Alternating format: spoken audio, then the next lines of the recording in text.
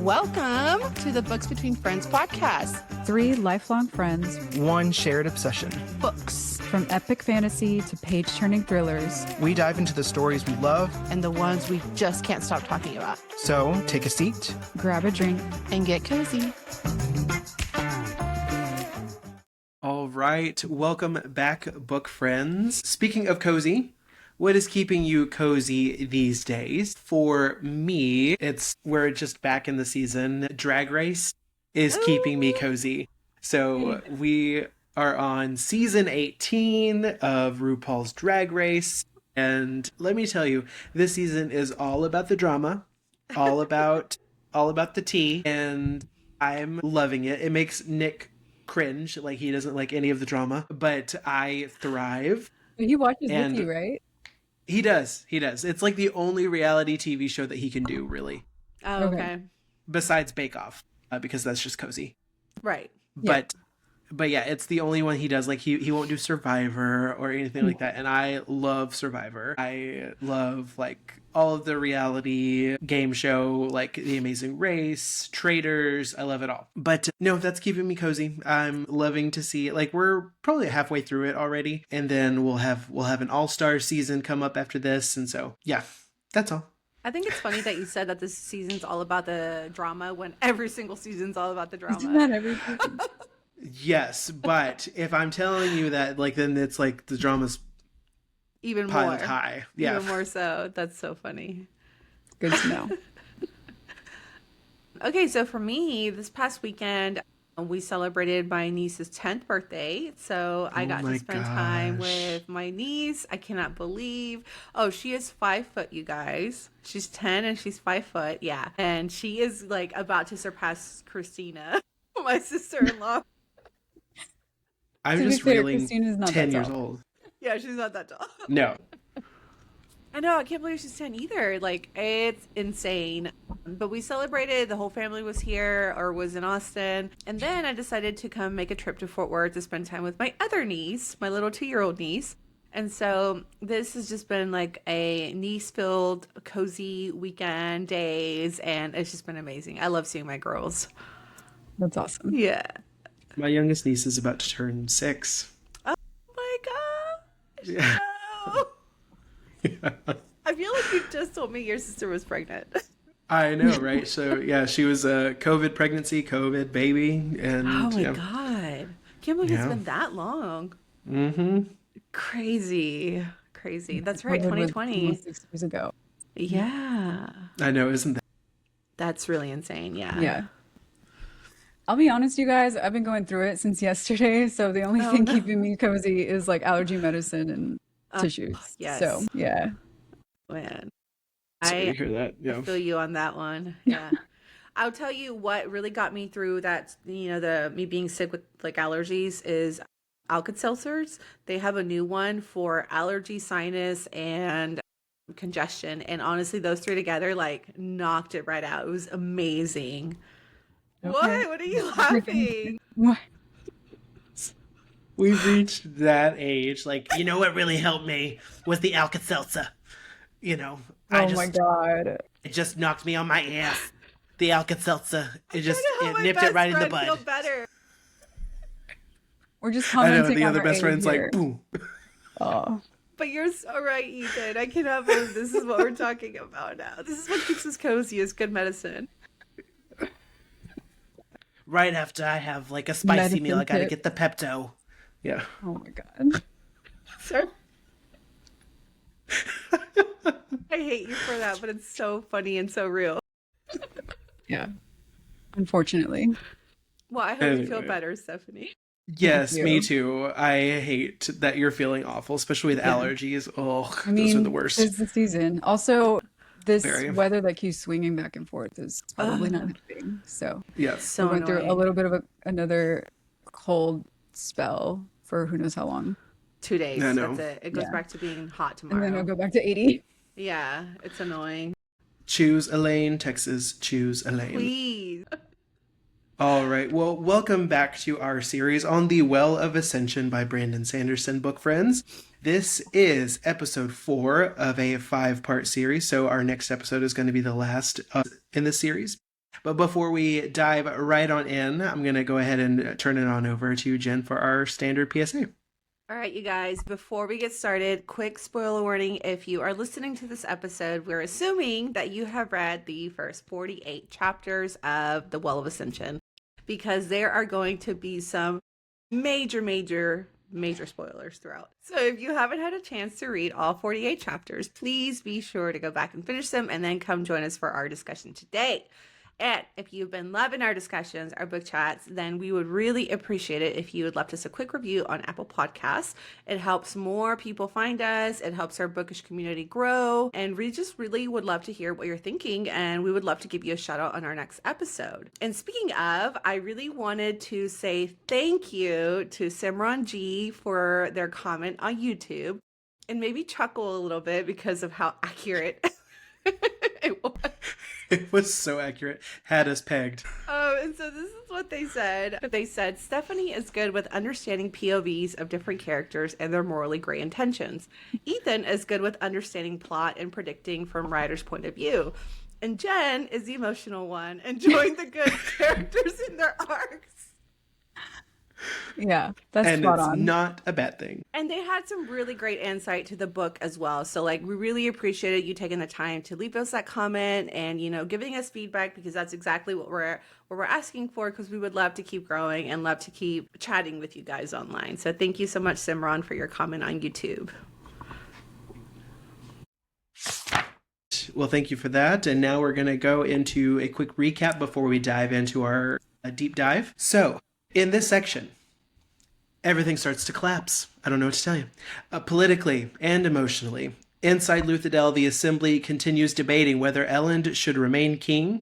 Despite the mounting pressure, Elend refuses to bend the laws he himself created. He won't manipulate the vote, he won't seize power, and ultimately that choice does in fact cost him the throne. The Assembly votes him out, and because he believes in rule of law over personal authority or whatever, he steps down. And then, of course, Elend loses his crown, but not his principles. There you go, Elend. Meanwhile, Vin grows increasingly conflicted here. She continues sparring with Zane, who pushes her toward a harsher, more ruthless worldview. He insists Elend is too weak to survive what's coming and tempts Vin with the idea of leaving it all behind to embrace power instead of restraint. Zane also continues hearing that little mysterious voice in his head that he calls God. Something he believes that proves that he's insane, but the narrative begins to suggest it may be something else. As political instability worsens, Straff waits outside the city, ready to take advantage of Luthadel's vulnerability. Tension builds both within the walls and beyond them. Vin's internal struggle reaches a breaking point when Zane pressures her to choose between him and Elend. In a final confrontation, Zane tries to force her hand, and Vin kills him. With his dying breath, it's heavily implied the voice he heard was real, not madness. By the end of this section, Elend is no longer king. Straff is preparing to attack. Vin has chosen Elend, but she's shaken. And the mystery surrounding the Well of Ascension and the Hero of Ages is becoming more urgent. The political system has failed, the armies are closing in, and something larger than all of them may already be moving behind the scenes. And with that, let's go ahead and dive into our 3, 2, 1. 3 things that stuck out, 2 character beats that were impactful, and 1 theory and or prediction. All right. I was extremely nervous and anxious the entire time I was reading this. These chapters to me were like just wow. Every single chapter hits. There was like so many things happening. I've already said this before, so I'm going to sound like a broken record, but I could not figure out what I wanted to talk about just because there were so many little things that had a lot of impactful moments happen in these chapters. And it's making me even more anxious to find out how this all ends, because I have no idea how this is all going to end. So the first thing that really stuck out to me was Zane's continued manipulation and everything Zane in these chapters. Like these chapters were so insane. Even though we know how Insane. It's insane. Yeah. But And even though we know like how it eventually ends, like as I was reading those early on chapters, I was just extremely frustrated with Zane's manipulation for the majority of them, and just how easily Vin accepted everything. I mean, there was a point where I was reading a chapter and I literally almost threw my book across the living room, and I immediately texted Stephanie and I was like, please do not ever allow me to date a fuckboy like Zane. Please, So please. do it. Don't do it, please. Don't let me, you guys. I was just saying, you mean going forward? Yes, moving forward, because I already Yeah. did that. Been there, done that. Yeah. Been there, done that. I don't want to do it again. But oh my gosh, you guys, like the way he just like lied about who sent the assassins during the vote, and the way he easily convinced her to go on this murdering spree with him and go after Set, like I was just so sad that Ben kept thinking to herself how she wasn't worthy of Elend and how she was better off with someone like Zane because of how they both enjoy, I guess, like killing, and just like how much they struggled to see, and she just really struggled to see her own self-worth in this. And in the middle of all that, I noticed that the Reen voice came back. Like she started to hearing Reen again. And I was like, okay, she's going back to all her old insecurities because of this man. Like how fucking frustrating that that's happening to you. And it was just insane. Like the minute she said no to him, he immediately fucking turned on her. Yeah. And the minute she was like, nope, I'm not going with you, he turned on her, and she was surprised. She was not expecting that. I think she really thought that there was some good in Zane. And I was just glad that he finally showed his true colors. And I think, honestly, Ethan was right. He continued to be a threat because he was so unstable. I mean, pretty much you said it all, right? Like he was definitely shaking her foundation and like manipulating and using her insecurities to confuse her and giving her incorrect information that ultimately led to her, attacking Set. And she thought she was, I guess, helping out the situation, but I mean, I guess ultimately she kind of did because Set is starting to retreat, but Yeah. not really. Like at what cost, Yeah. I mean, I thought this was cool. Like the final revelation of who Zane is, Okay. I was and like, his true excuse me? character. No. His true character being revealed. What I thought was more interesting was like the reveal inside of a reveal, because he was just revealing how he had accomplished his manipulation. And I was like, dude, she's not with you yet, like Right. she can still turn on you, which eventually is what happened. Yeah. But it was interesting. Like I kind of felt this unhinged moment coming on. Yeah. And I was like, it's going to go down this way. And I think this was a perfect moment Yeah. for it to happen, because we need to get the rest of this show on the road, I feel like. Yeah. And I hate to say this, you guys, but I fell for it a tiny bit where I thought that maybe Ben was going to give him purpose and was going to turn him around. Like, remember Yeah. I said I thought he was a threat up until I thought that Ben was going to give him a better purpose. And I really did think he was going to turn around a little bit. But when I was reading the Like be on her chapters of side. like, yeah. And like when I was reading the chapters of everything he was lying to her about, I was like, no, fuck this dude. He's Yeah. straight up bad. Like there's no turning point for him at this point. So yeah, glad that came out. Crazy few chapters to read. Well, I'm glad that almost- Ben finally came to her senses in the end about Zane. Yes. So yeah, that was good. yeah. And speaking of coming to your senses, my next point Ooh, great segue. Great is- segue. yes, is on Ellen and Ben getting married, you guys. Which was a little, honestly, okay, it was a little underwhelming. If I'm not gonna lie, I thought it was gonna be like this big old thing, but it was a little underwhelming to read. Even though I was very happy for them. I loved that marriage scene. Yeah, I thought it was like it wasn't performative at all. It was so real, like she finally realized and she knows without a shadow of a doubt that this is what she wants. And I think the simplicity is what really did it for me. It's like just such a sweet moment. okay. Yeah, I think it really kind of emphasized the earnestness in which Vin was approaching this whole thing. I was like, man, you just got out of a fight. Your boob is flayed. I know. Right? Literally. I forgot about that. Like, Yeah. She's You're bleeding literally from her face. exposed Yeah. to your husband, or to your future husband. So I thought it was cool in that respect. It felt very reminiscent of a Post-it note with Meredith and Derek on Yes, Grey's actually, Anatomy. you're right. Yeah, I do love that. Yeah. Yeah, I mean, I wanted more for Meredith and Derek on the show, Right. but Me too. for here, I thought this Yeah. And honestly, like, besides the whole Zane thing, I loved what led up to this. Like you said, Steph, like she finally, everything snapped into place for her, right?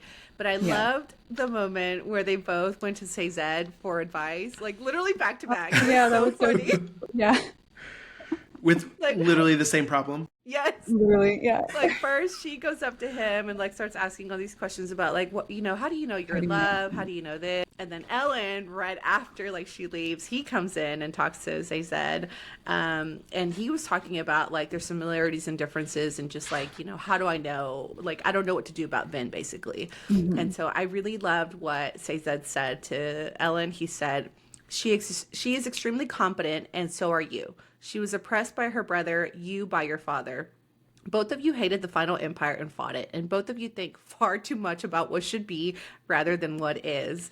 And then his like final thought on the two, like after Ellen left, he had like a final thought about Ben and Ellen as a couple. He said, those two were the best Luthadel had to offer, the most powerful mistborn of the Ska underground, and the most noble leader among the aristocrats. They needed each other, and the final empire needed them both. Wow. I love Cezanne so much. Yeah, I really loved that moment too because it was so telling of how Cezanne feels about both of them. There is nothing, he has nothing but love for them. And I felt that bleeding off the page. Like, it was so cool to see. And then Tyndall even remarked later, she was like, you would have been a really good father. She did. And that's so true with that whole interaction. I can only imagine how fun that must have been to write. Like, if I was Brandon Sanderson, like, young love, let's see what they do. Literally one after the other. Yeah. And honestly, even though to me it was a bit underwhelming, I still loved that they got married, and my little romance heart is happy because I remember talking about how they first met at the ball and like everything. But anyways, so my third point is Cezed's meeting with the crew and their ultimate sacrifice that's coming, right? I was really sad reading this chapter. So after, after he talks to Ellen, he was like, okay, we need to save those two, right? Because like I said, he really loves them together. And he thinks that they're going to be basically, they're going to rebuild it. They could potentially rebuild things together, right? So Cezed gets the crew together, and then he basically tells them that no matter how hard they continue to plan, that Luthadel will fall. The Kolos army is going to destroy everything, kill everyone, and Straff is going to march in as the savior and claim the city.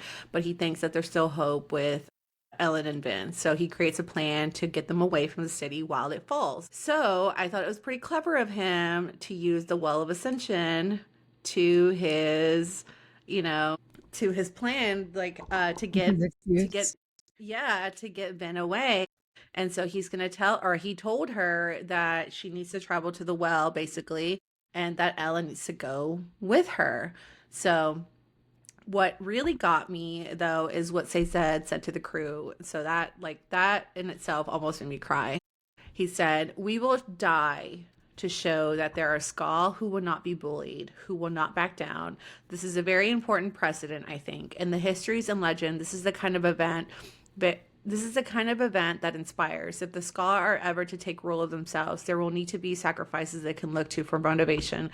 Sacrifices like that of the survivor himself. And so, like, I am really dreading these next few chapters to see this happen. Like, I do not want the crew to die. Like, what do you guys think of that? Like, I cannot accept that this is going to happen.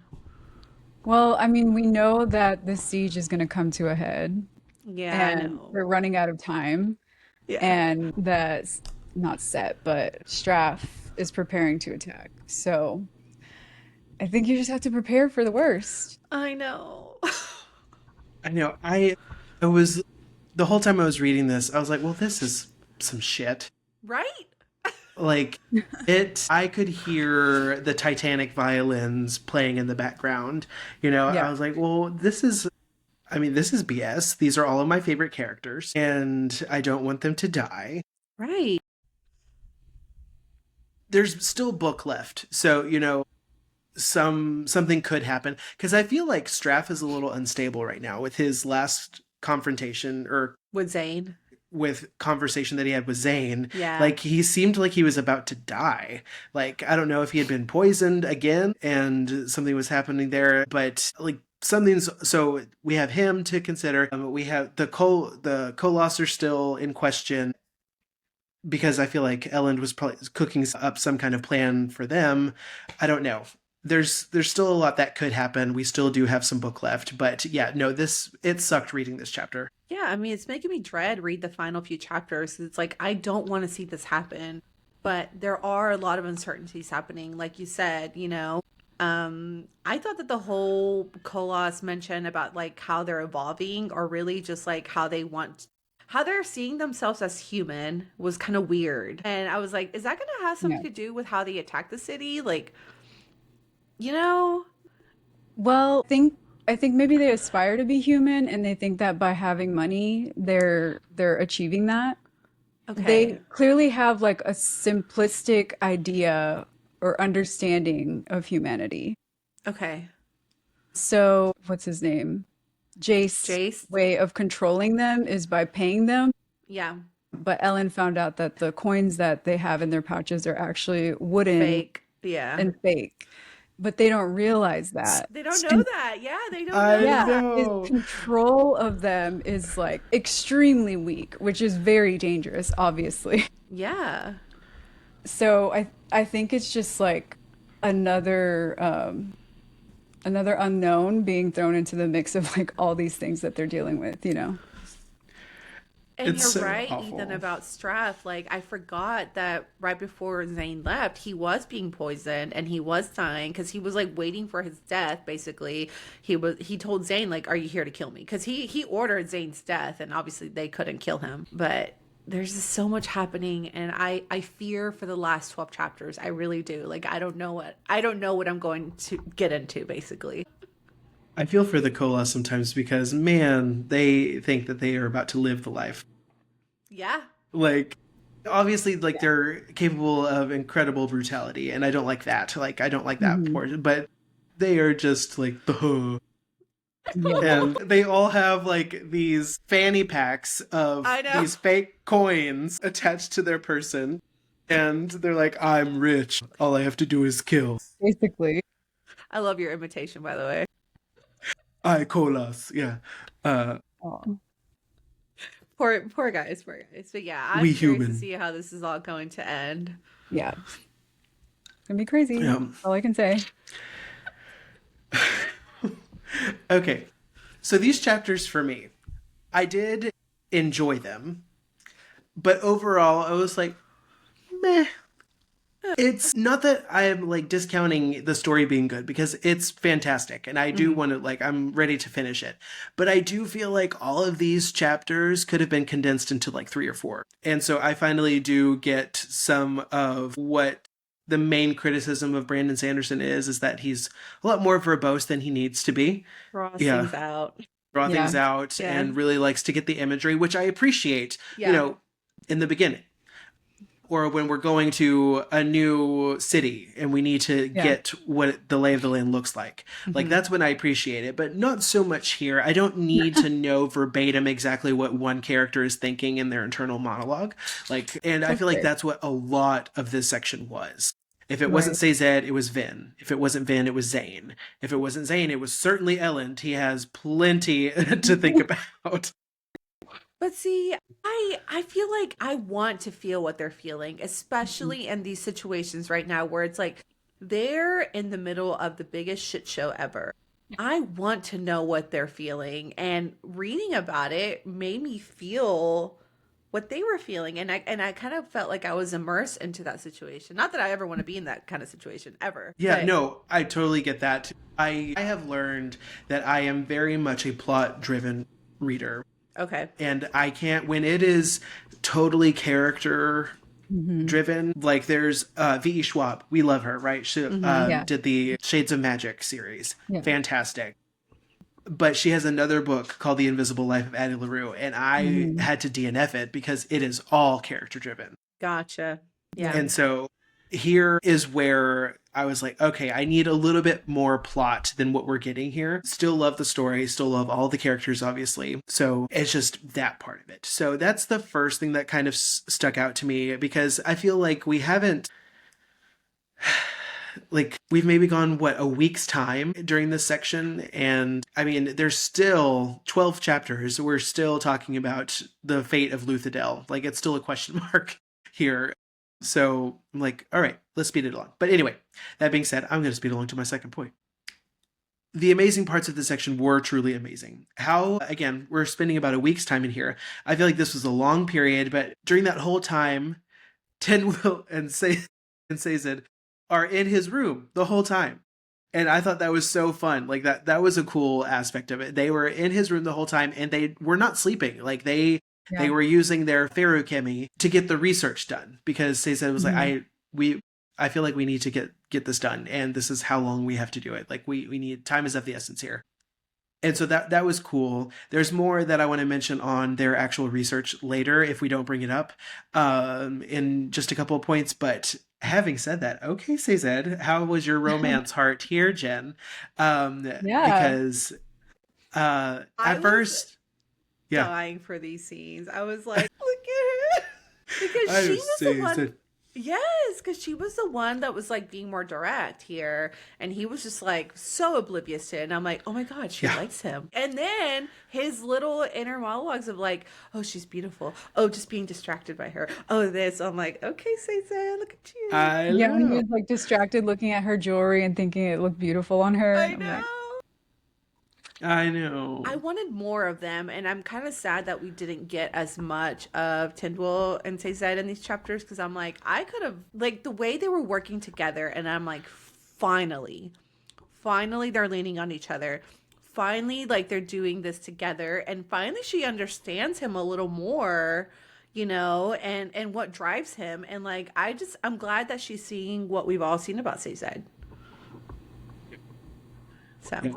It was fun reading it. I was like, he is not picking up what she's putting down until she like actually hit him over the head with it. She's like, ask me to stay. Like, my obligation to Elend is at an end here. He's no longer king.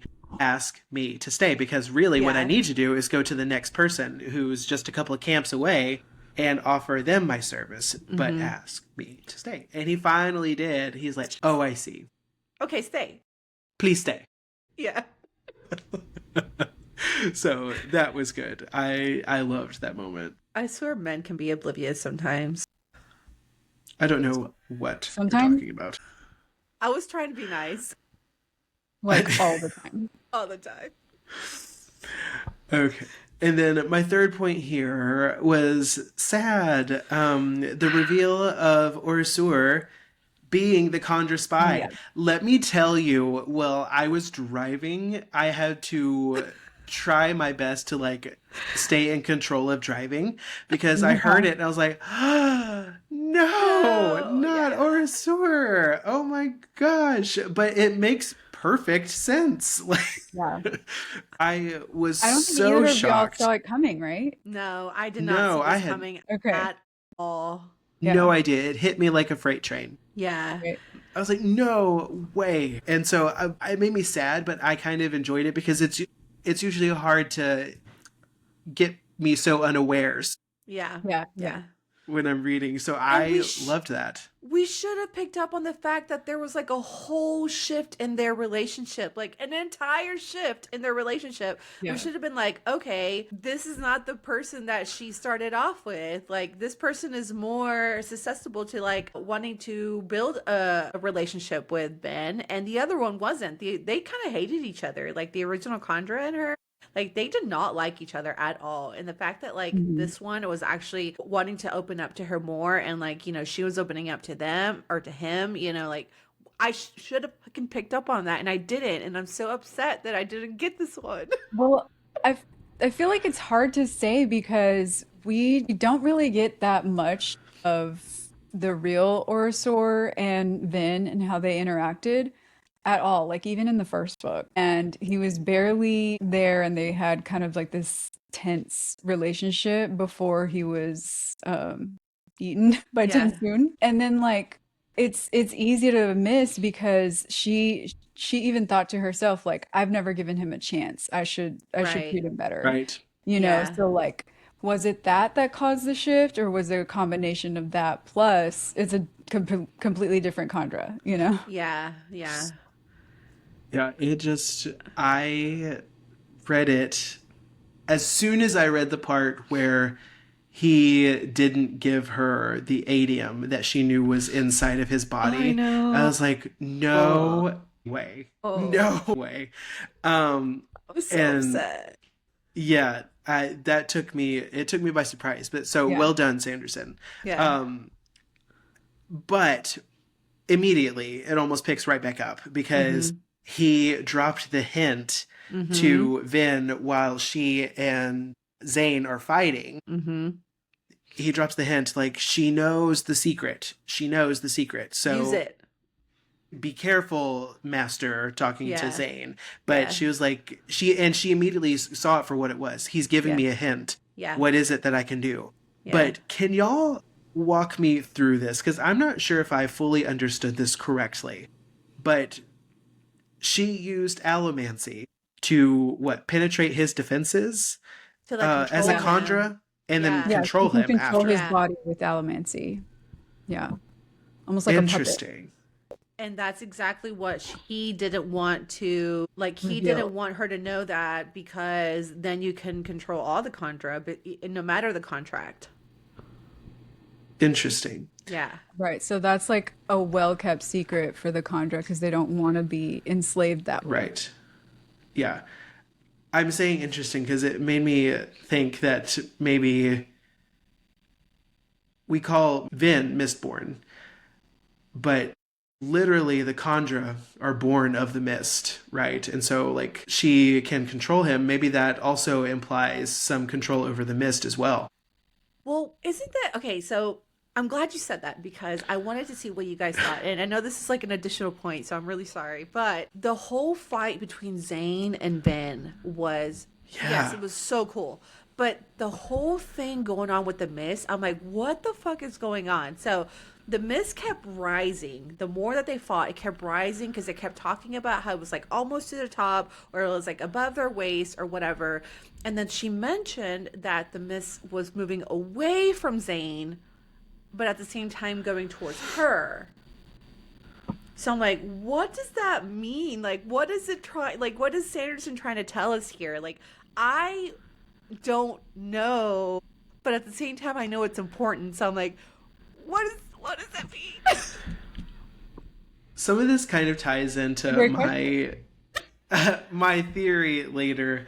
But y'all noticed This that conversation, too, right? Like the whole yes, fight. Okay. yeah, Okay. this conversation has my brain spinning a little. Yeah. Okay. I just so we'll can't say much because obviously it means something. Yeah, I know Yeah. it means We're not something. there Like, yet. well, that's what I'm saying. Like, I know it means something. Yeah. I just can't quite figure out what it is yet, because it's like there's a reason why obviously he was going away from him and going towards her, and there was a reason why it was rising the more that they fought, right? So Yeah. I was trying to put those things together as I was reading, but at the same time I'm like, I don't fucking know, and it's pissing me off. You're on the right track. I'm trying to like keep it stuck in here because I don't want to lose it. Yeah. Yeah. But those were my 3 things, so we can probably head into 2 character beats that were impactful. So in chapter 42, another Elend moment for me was one of my character beats. So Elend, the man that you are, I love him so much. Oh, I absolutely loved how he gathered all the people to help him with the big project. to save the people from freezing, you know? Even though he's not king anymore, you guys, he's still trying to find a way to help his people. You know, I love that he was like trying to relocate some of the ska into like easier places to keep the heat going around them instead of separating them into bigger rooms. I love that he was trying to gather as much wood as possible to build as many fires as he could so that the ska didn't freeze to death. Like, what a great man, you guys. Like, I just love Elend. Nobody can tell me otherwise. I know. And you really get the sense that he's not even doing it to try to be king again. Not like there's like an option for him to do so. Right. But Yeah. he's genuinely wanting to take care of these people and the city, even though he's not king anymore. So yeah, I love he's him. awesome. I love him. Yeah, because normally you could just call it naive if he wasn't willing to Right. follow through and actually mean what Right. he says, but he does, and so you're a cute naive, you know, like you're still like maybe not naive, just a true idealist that truly just believes in what he's saying, you know, and how he feels, and he's so earnest. I love it. Yeah. I wish more men would be that way. I don't know what to tell you. If only, right? I know, right? All right, so then the second one happened in chapter 47, and it had to do with Ben's fight with Zane. Like, what an extreme badass here, you guys. Like, absolutely love that when she was in the middle of fighting Zane. Obviously, he had adium, and she didn't. You know, the bead that he gave her was false. Like, it had only a touch of adium, and then it burned, like, super quickly. But I love that she figured out how to use his ADM for her advantage. So she was watching him. She was watching to see how he was going to counteract her future moves and then use that to make sure that's not the move that she did, and then stabbed him right in the neck. I was like, yes, genius. I love her. Okay. So, like, here's the thing for me. Maybe because I'm not misborn, it just feels like a little bit of a stretch that this is possible. No, you know, because you know, I mean, obviously I'm not a fighter, so I don't know, right? Yeah. But like, people do tend to like kind of go into this, and Well, this is yeah. just from reading a lot of fantasy novels, you guys. Like, this is not real life experience. You know, it's like that time where you But people tend to like go when you're into the sparring with a knight, right, yeah. you know. They tend to show their hand by like positioning their hand or their leg to like whatever counter strike they're gonna do. So like she they like used lean a that. certain way. Yeah. Yeah, so she used that. Was like, okay, he's gonna block me. He's gonna block my future me of doing this. So I got to make sure that I don't do that and do this instead. So I was like, okay, cool, all right, genius. Like I said.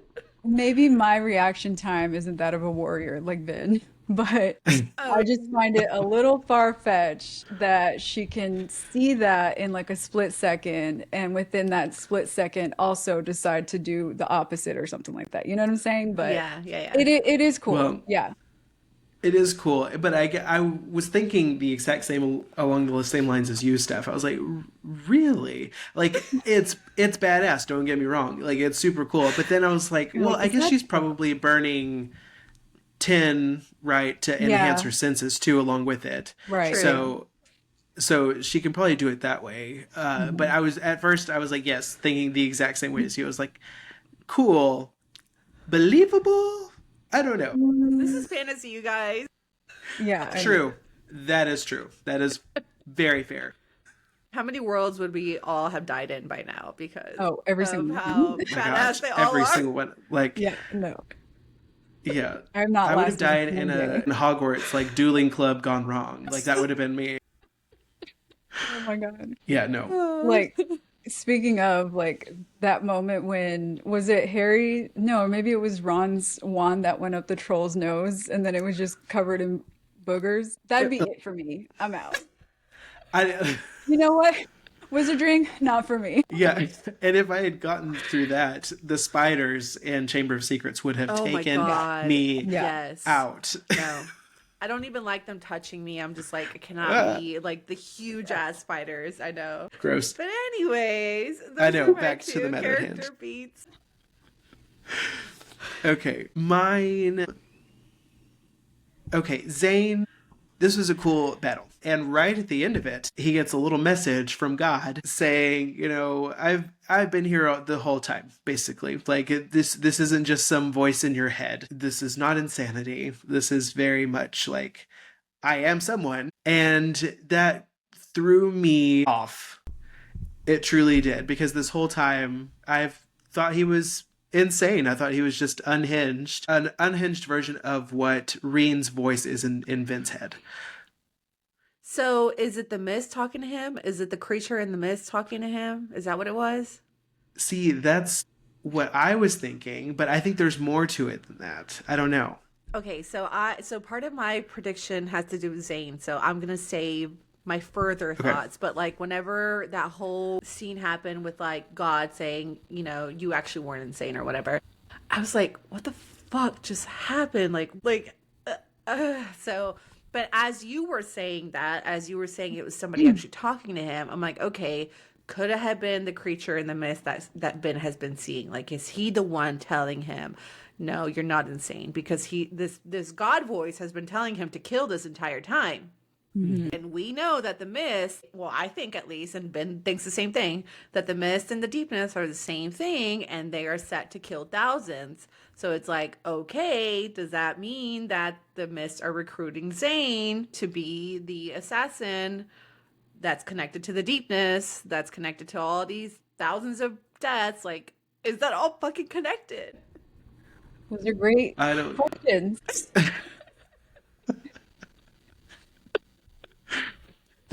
You should just say, like, anytime. That was a question. Yes. I love where your train of thought is going. Those are thoughts. Yes. Okay, so my those second are my point thoughts on that. Yeah. Yeah. I was like, Steph, you have any thoughts? No. Okay. I mean, I do, but I won't share because I just need to read. My next thought here is Set. What a disappointment, kind of. Like, Yeah. but also, aw, like, I'm sad for you. This whole scene was just icky to me. It gave me the ick because Vin's not in a good headspace because Zane is manipulating and taking advantage. So they go on this rampage and she kills needlessly just because she's throwing a tantrum. Basically. Yeah, and she gets there and Set, that would have been so cool had he been Mistborn, but was revealed to be just a guy, you know, and then his son was basically getting in between him and Vin saying, don't do it. And and I think she probably just lets him live. One, because she's already starting to feel guilty. And two, because I think he's not worth her time anymore. Like, I was like, oh, that's even sadder. Like this, it was just a terrible situation across the board. What did y'all think? I mean, there was a lot of buildup around Set and about like who he was and, you know, like everything he was doing for it to be for nothing. And basically for him to say like, no, I knew that I was going to lose from the beginning. You know, like he was just trying to pull at strings at this point. So I was just like, like you're telling me that Strap is the more dangerous one? Like, nah, get the fuck out of here. Yeah. How disappointing. We're still the Carlos army, so. True. Yeah. Yeah, no, I felt the same way as you, Ethan. Like that whole scene made me feel just like sad and worried for Vin, you know, and like what that'll do to her, the knowledge. Yeah, it's just disturbing. And she was just kind of leaning into or giving up to this idea that she has of herself as only being like a killing machine, basically. When that, like, there's way more to her than that, obviously, you know? So much, yeah. And God, it just made me sad. And especially like the way Set, like he was just like accepting his demise, basically. And I think that might have even been worse. Like he didn't even try to fight. She kept telling him like, fight me back, come on. She was holding on to like, I know one of you guys is Mistborn, you know, but no, I think it was a slap in the face to realize that for her. That's a great way to put it. Like the scene in general kind of felt like a slap in the face. Yeah. But I guess a good one to like time us for the next part of the story. Mhm. That was probably very intentional, the way that was all written and put in Totally. that specific spot. Because job well done because I was ready to move on. Yeah. All Okay. right. So I did have two character moments. We already mentioned one, which was between Tidwell and Sazed, when she was basically telling him that, I mean, my job here is done and I gotta go now. Like, my responsibilities, blah, blah, blah. But then, like, give me a reason to stay. So I really loved that moment between the two of them because I love their dynamic, like both of them are very straightforward with each other. And, she doesn't 100% agree with like everything that he's done. But also she admires everything that he's done to like free the terrorism and also the way he's trying to figure out what's going on with the mist and stuff like that, even though it's not his job to do that right now. She helped him out with it, with his research. Yeah. So I love them together. They're two of my favorite characters in this Yeah. whole series. So shout out. Yeah. And then I my love that. second character moment was from chapter 45. This is another Sazed moment. As y'all can tell, Sazed is one of my favorite characters. But when Ellen was talking about how different he and Vin are, this is that moment we mentioned earlier where Vin came to Sazed for advice about her relationship with Elend, and then right after she left, Ellen came in for the same thing. And I just loved this one quote that Sazed said to Elend about how different they are. He said, "At first glance, the key and the lock it fits may seem very different. Different in shape, different in function, different in design. The man who looks at them without knowledge of their true nature might think them opposites. For one is meant to open and the other to keep closed. Yet upon closer examination, he might see that without one, the other becomes useless. The wise man then knows that both lock and key were created for the same purpose." And it was like, oh my God, that's like the most beautiful thing I've ever heard I loved about it. love. Yes. That was so good. And like such a great was way to describe how they work so well together. Yeah. Yeah. I wish Vin And- could have been there to hear that because she I also know. thinks that Elend can't possibly understand her. you Yeah. know? Yeah. I love that Ellen was like, Sazed, you should write a book. Yeah. He really should. No, How seriously. ironic. Maybe he's going to be the one to rewrite the terrace. Ooh. Ooh, the terrorist religion. Yeah. You know what? This is a side thought, but you know what's been like percolating in the back of my mind? I was like, what if there was an old position in the terrorist people's religion of world bringer, and we Oh, get they that keep through talking about that. the Yeah. epigraphs? And I was like, and it seems like that that's also involved with the anticipation that I was talking about last episode. I was like, what if Sazed is the new world bringer? Maybe that's his true purpose, since he can't really seem to find one in the Synod. And so I was like, maybe that's what his heart actually belongs to. I thought about that too. I haven't given it like a lot of thought to it just because like it hasn't been brought up as much. But the minute I saw Worldbringer, I'm like, that would be a good title for Sazed. Like he has this like huge passion, and I think that would be a perfect role for him. So, Awesome. but we'll see. We'll see. So that was our 3. That was our 2. And now we're going into our 1 theory and or prediction. So Jen, get us kicked off here. Okay, so here's my prediction, and I think we're going to have to expand on it a little bit now that we've kind of talked about the Mist and Zane and everything kind of like maybe being interconnected. I don't know. But this I is love my a real original. time development. Yeah, this is my original prediction, okay? So I don't think Zane is truly dead, okay? There was a Ooh. tiny mention, like as he was leaving Straff's camp, about a spike coming out of his back that he hides in his clothing. So my question is, and this is what I'm thinking, does that make him an inquisitor? Was he becoming an inquisitor? Was he in the middle of transitioning into inquisitor and then didn't go through the full transition? And if he is, then that makes them even harder to kill, because don't you have to behead an inquisitor to truly kill them? Either Take out their behead them spikes. or take out their center spike. Okay. And they have So multiple spikes. So if he is an inquisitor, like I think that he is, then he's not truly dead. But then, as we were talking about Zane and the mist and how maybe they're connected or they're connected to the creature or whatever, then I'm like, how does that all fit? Does that mean that the inquisitors are mixed up with the mist then? Because there was a mention of the spike, and I like, that is a hill I would die on. I'm like, they talked about the spike. Does that mean that he's a fucking inquisitor? Okay, so that's my prediction. I don't think he's dead.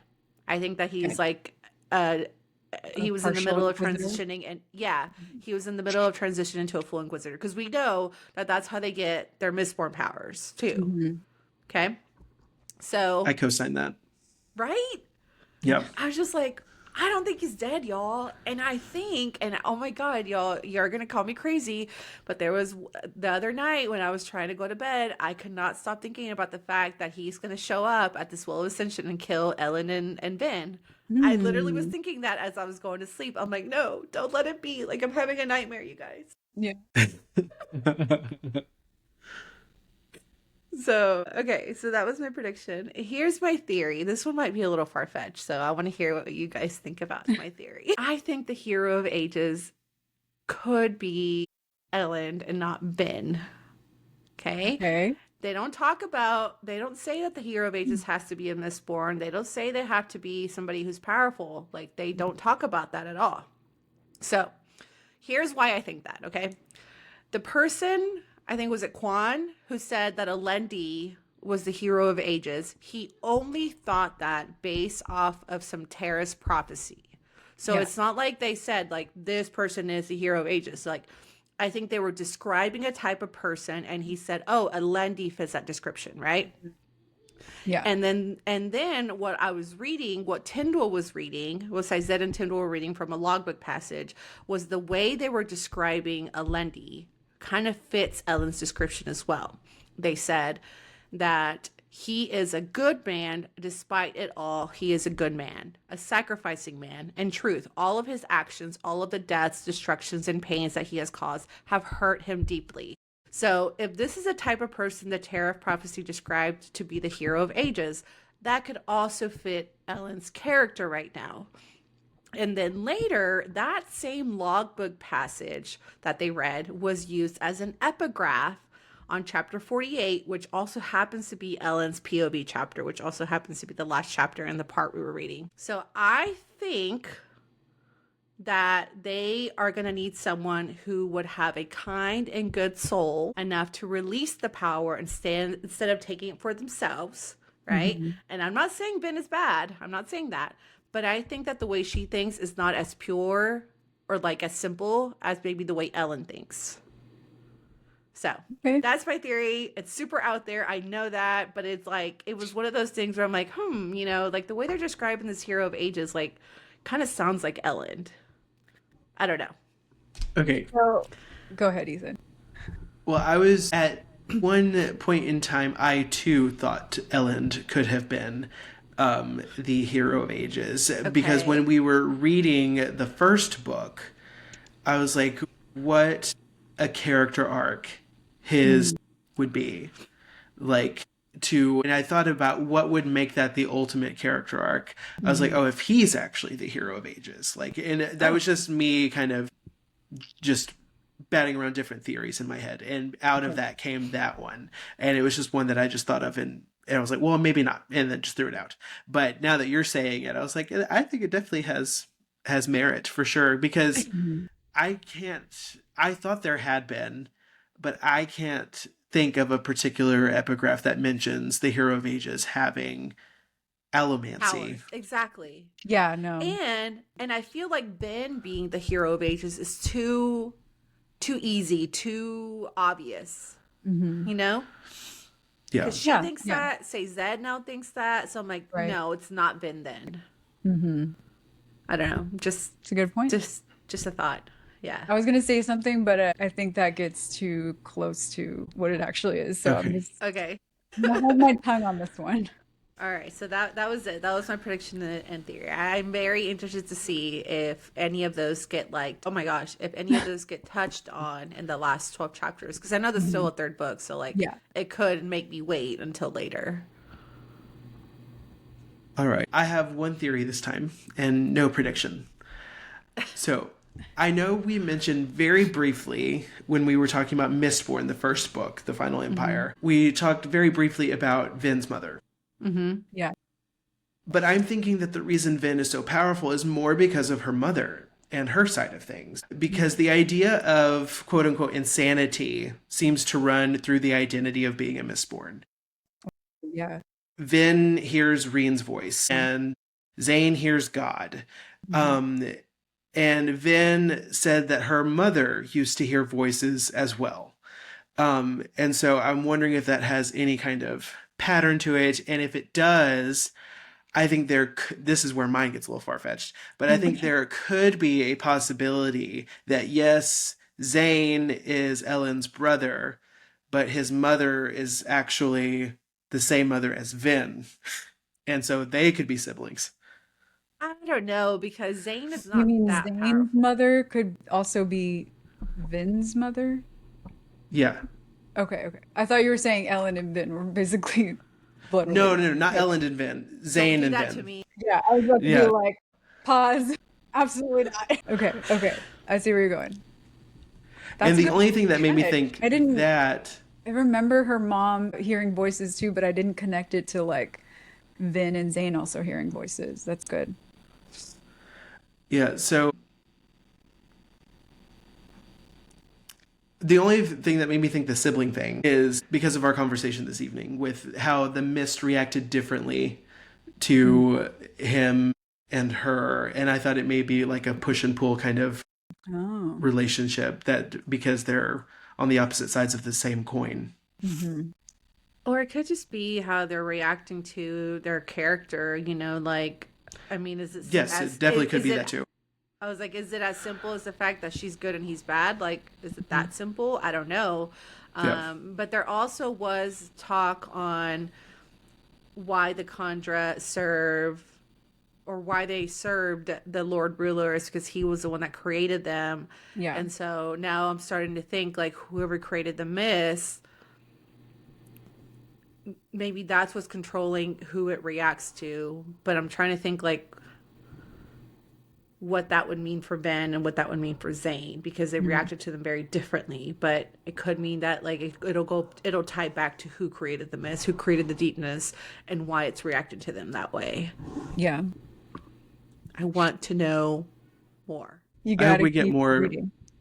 I know. I hope we get more mist lore in Yeah. this book. Like, Me I hope too. in the sections that we still have to read, or the section that we still have to read, I hope there's more there. But it may just all be plot from here on out, like hard plot with the, running to the Well of Ascension and the siege. So I don't know. I hope so. But I'm very nervous, you guys. I'm telling you. Like, I was having nightmares about this because I'm like, what's going to happen? Yeah. well, because now Tensoon is gone, so we don't have our person that would provide the mist lore anymore. Right. Exactly. Yeah. So yeah. he went back to his people now that the contract was null and void. Well, and then that's another thing. I'm like, does that really mean he's dead then because he has to go back? Or is he just saying that to get rid of Ben? I don't know. See, I think Zane actually could have died, but is going to be resurrected, and like something because of his inquisitorness. But because of that moment of death, because the contract driven, technically he did die, and so now I don't have to serve you anymore. Oh, okay. Yeah. I could see that too. That would be funny. Gosh, so many big things. All right. So we end the show for this series with a big question. This is a hot seat moment where each of us are going to take turn and answer. And then afterwards, when this episode's up, book friends, we would love if you would chime in too, because we're going to post a poll. So our big question for this one is, was Vin ever really tempted by Zane? Or was she just afraid she didn't deserve Elend? What is your take? Can I cheat and say a little bit of both? No. I mean, obviously it's revealed that she didn't feel good enough for Ellen. So, like, I think that her temptation for Zane really wasn't about Zane at all. It was just about how she feels about herself and how she sees Ellen as this, like, amazing person, basically. and that she's not worthy of. So I don't think it was Zayn really tempting her away. I think had Zayn not been there, she still would have questioned her relationship with Elend, and she still would have questioned that she needed to leave, you know? So I don't think it was Zayn. I think it was the way she was feeling about her worthiness for Elend. I agree with you, Jen. I feel like that was all her insecurity and not necessarily that she liked Zayn over Elend. I think she just thought Zayn is what she deserved. Mm-hmm. Yeah. I would tend to agree here as well. I don't think it was ever really about Zayn. It was just about what he represented, which was just a way for her to feel valid when she didn't think that Elend would feel that way, you know, especially after the whole incident where she blasted a guy's head off in front of him, you know. Oh my gosh. Yeah. That was Scary. crazy. That was crazy. But she hadn't done that, she would have died. So they would have all died. hard. Yeah. Yeah. Yeah. But yeah, no, I agree here. I agree here for sure. So The grass is not always greener, ladies. All right, book friends. Like we said, we want to know what you think. Vote in our poll or comment with your choice. Again, was Vin ever really tempted by Zayn, or was she just afraid she didn't deserve Elend? Oh. Okay, book friends, that was the end of our 4th deep dive on The Well of Ascension by Brandon Sanderson. Let's keep the discussions going. We are Books Between Friends pod on all platforms. Thank you for interacting with us and our socials. We look forward to chatting with you all. Okay, you guys, next week is the final episode covering chapters 49 through the epilogue, and we need you emotionally stable before listening. The political tension explodes, the power at the well is revealed, and the last few pages absolutely unhinged. We're breaking down every twist, every sacrifice, and every wait, what just happened moment. Trust us, you'll want to read ahead and then come scream with us. I want answers. Yes, you do.